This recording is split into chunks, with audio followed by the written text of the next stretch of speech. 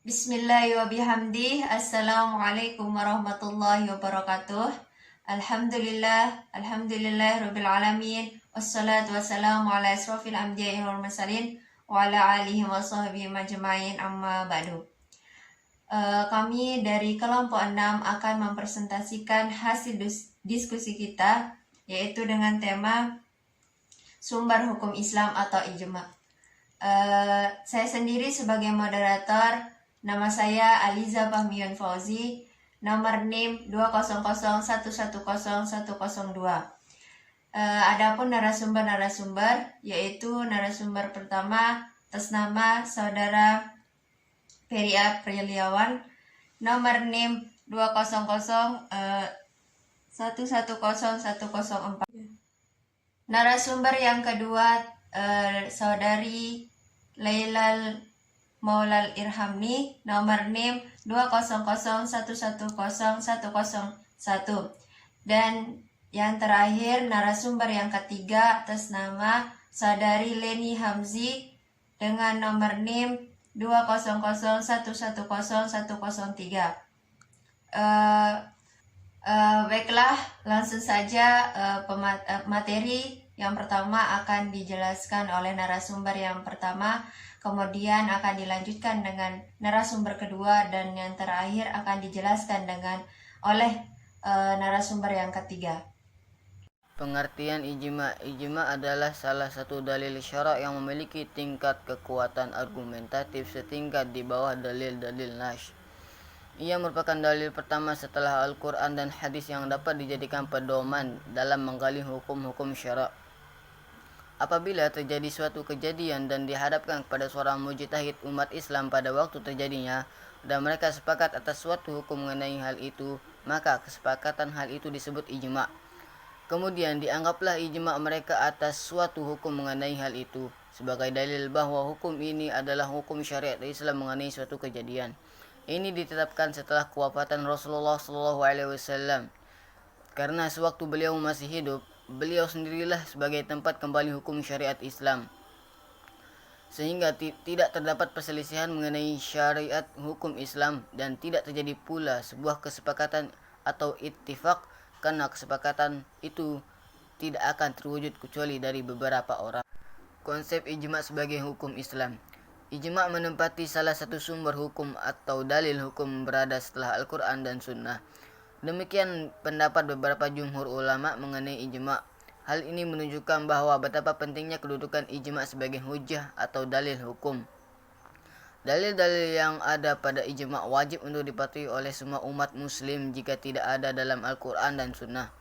Jika tidak mematuhi hal yang ditetapkan dalam ijma', maka sama saja berarti tidak mematuhi terhadap apa yang telah ditetapkan dalam Al-Quran dan Sunnah. Hal ini karena dalil yang ada pada ijma' sumber hukumnya juga berasal dari Al-Quran dan hadis juga. Jumhur ulama mengemukakan pendapat ini tentu dengan menggunakan dasar yang ada pada Al-Quran dan Sunnah. Berikut beberapa dalil yang dijadikan dasar oleh para ulama kaitannya mengenai ijma'. Surat An-Nisa ayat 115 yang artinya, dan barang siapa menentang Rasul sesudah jelas kebenaran baginya dan mengikuti jalan yang bukan orang-orang mukmin, kami biarkan mereka berkuasa terhadap kesesatan yang telah dikuasainya itu, dan kami masukkan ia ke dalam jahanam, dan jahanam itu merupakan seburuk-buruknya tempat kembali. Dari uraian ayat tersebut di atas dapat diketahui bahwa yang dinamakan orang-orang mukmin ialah orang-orang yang melaksanakan apa yang semestinya dilaksanakan sebagai umat mukmin. Mukmin yang tidak melaksanakan apa yang seharusnya dilaksanakan oleh orang mukmin, maka ia mendapat ancaman neraka jahanam sebagai tempat kembalinya. Neraka jahanam merupakan tempat kembali yang paling buruk. Demikian yang dimaksud ijma' kaum muslimin. Kaum muslimin disuruh untuk mengikuti ijma'. Kaum muslimin dilarang untuk mengikuti jalan selain apa yang diikuti kaum muslimin. Artinya menjadi kewajiban bagi kaum muslimin untuk mengikuti atau mentaati ijma'. Apa yang telah ditetapkan oleh ijma' wajib dilaksanakan perintahnya, dan apa yang dilarang oleh ijma' maka wajib dijauhi oleh kaum muslimin. Demikian penjelasan dari surah An-Nisa ayat 115 yang tersebut di atas. Barang siapa orang mukmin yang tidak mengikuti jalan yang telah ditetapkan dalam ijma', diancam akan dikembalikan pada neraka jahanam Selain surah An-Nisa ayat 115, ada beberapa ayat lain dalam Al-Quran yang menjadi dasar ijma. Di antaranya adalah surah Al-Imran ayat 110 dan 103, surat An-Nisa ayat 59. Selain dasar dari Al-Quran, terdapat juga sumber yang berasal dari sunnah. Adapun dari dalil sunnah, hadis Nabi yang diuraikan beberapa perawi yang berbeda, namun inti yang ingin disampaikan adalah sama, yaitu bahwa umat Nabi Muhammad tidak akan pernah sepakat dengan kesalahan. Berikut isi dari hadis tersebut yang artinya, umatku tidak akan sepakat untuk melakukan kesalahan. Umatku tidak akan sepakat untuk melakukan kesalahan.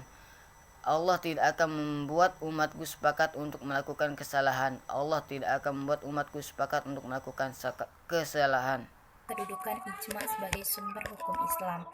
Jumhur ulama berpendapat bahwa kedudukan ijma menempati salah satu sumber atau dalil hukum sesudah Al-Quran dan Sunnah.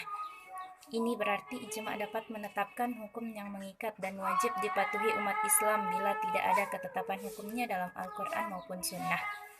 Ulama usul fikih berpendapat bahwa ijma dapat dijadikan hujjah dalam menetapkan suatu hukum dan menjadi sumber hukum Islam yang qati'. Jika sudah terjadi ijma atau kesepakatan di antara para mujtahid terhadap ketetapan hukum suatu masalah atau peristiwa, maka umat Islam wajib menaati dan mengamalkannya. Alasan jumhur ulama usul fikih bahwa ijma merupakan hujjah yang qati' sebagai sumber hukum Islam adalah sebagai berikut. Yang pertama, firman Allah Subhanahu wa Ta'ala yang artinya, "Wahai orang-orang beriman, taatilah Allah dan taatilah Rasulmu Muhammad dan ulil amri atau pemegang kekuasaan di antara kamu." Quran Surah An-Nisa ayat 59. Maksud ulil amri itu ada dua penafsiran, yaitu ulil amri fid dunya adalah penguasa dan ulil amri fid din adalah mujtahid atau para ulama. Sehingga dari ayat ini berarti juga memerintahkan untuk taat kepada para ulama mengenai suatu keputusan hukum yang disepakati mereka. Yang kedua yaitu hadis Rasulullah Shallallahu Alaihi Wasallam yang artinya, sesungguhnya umatku tidak akan bersepakat atas kesesatan. Dalam hadis ini dijelaskan bahwa umat dalam kedudukannya sebagai umat yang sama-sama sepakat tentang sesuatu tidak mungkin salah. Ini berarti ijma itu terpelihara dari kesalahan, sehingga putusannya merupakan hukum yang mengikat umat Islam. Macam-macam ijma dan mungkin terjadinya sekarang ini. Yang pertama, ijma qati, yaitu suatu kesepakatan para ulama dalam menetapkan hukum suatu masalah tanpa adanya bantahan antara mereka. Contohnya, ijma atas wajib sholat 5 waktu dan haram berzina. Terus ijma jenis ini tidak seorang pun mengingkari ketetapannya dan keberadaannya sebagai hujjah. Terus yang kedua, ijma bayani, yaitu para mujtahid menyatakan pendapatnya dengan jelas dan tegas, baik berupa ucapan maupun tulisan. Ijma bayani juga disebut ijma sahih, ijma qauli atau ijma hakiki. Terus yang ketiga, ijma sahabat, yaitu ijma yang dilakukan oleh para sahabat Rasulullah Shallallahu Alaihi Wasallam. Ijma khulafaur rasyidin dilakukan oleh Abu Bakar, Umar, Utsman, dan Ali. Terus yang keempat, ijma Madinah, yaitu ijma yang dilakukan oleh ulama-ulama al-Madinah. Ijma al-Madinah merupakan salah satu sumber hukum Islam. Terus yang kelima, ijma ulama Hufah, yaitu ijma yang dilakukan oleh ulama-ulama Hufah. Mazhab Hanafi menjadikan ijma ulama Hufah sebagai salah satu sumber hukum Islam. Terus yang keenam, ijma sarih, yaitu ijma qauli, yaitu apabila segenap mujtahid berhimpun pada suatu ketetapan pendapat dan masing-masing menyatakan dengan pernyataan lisan, ini halal atau ini haram. Ijma seperti ini menjadi mujjah tanpa ada perbedaan. Terus yang ketujuh, ijma sukuti adalah apabila suatu pendapat menjadi masyhur di sebagian kelompok mujtahid. Itulah hasil penjelasan dari para narasumber. Adapun kesimpulan yang kami ambil dari diskusi dengan tema sumber hukum Islam, bahwa ijma adalah suatu dalil syara' yang memiliki tingkatan kekuatan argumentatif di bawah dalil-dalil nas, Al-Quran dan hadis.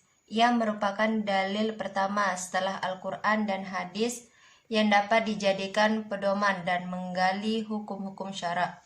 Pada masa Rasulullah SAW masih hidup, tidak pernah dikatakan ijma dalam menetapkan suatu hukum, karena segala permasalahan dikembalikan kepada beliau apabila ada hal-hal yang belum jelas atau belum diketahui hukumnya. Adapun dari ijma itu sendiri harus memenuhi syarat-syarat tertentu dalam kesepakatan para mujtahid, dapat diterima dan dijadikan sebagai hujjah atau sumber hukum ijma. Dan dari ijma itu sendiri dapat beberapa macam, di antaranya ijma syarih dan ijma sukuti. Dari dua versi itu lahirlah perbedaan-perbedaan dalam pandangan ulama mengenai ijma itu sendiri. Mungkin hanya itu dari kelompok kami. Semoga teman-teman semua bisa dipahami, dan kita akan membuka sesi tanya jawab hanya 3 pertanyaan saja. Sekian dari kami. Wallahu muwaffiq wal hadi ila sabilir rasyad. Assalamualaikum warahmatullahi wabarakatuh.